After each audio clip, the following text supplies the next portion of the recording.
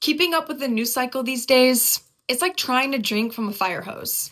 In the first 100 days of this administration, I can tell you it's by design. They want you to feel overwhelmed to the point that you just want to shut it all off. But as journalists, it's our job to continue to keep you informed. So today we're going to start with a small bite, and that's what's going on in local education.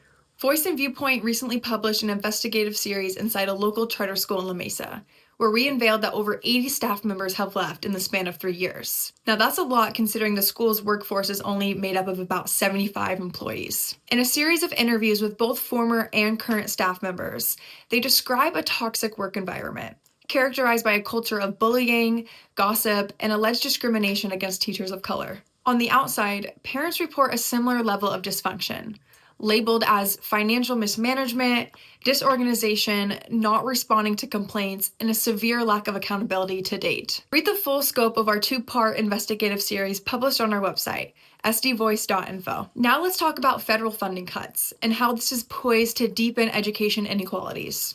San Diego Unified School leaders are sounding the alarm as the Trump administration moves to dismantle the Department of Education, a move they say is going to make it harder to access critical funding sources. At the beginning of March, half of the Department of Education's workforce was laid off. Then came the closure of the state's Office of Civil Rights, which is in charge of handling cases like discrimination that come from schools. Then, like clockwork, on March 20th, Trump signed an executive order to formally close the Department of Education. So why does this matter?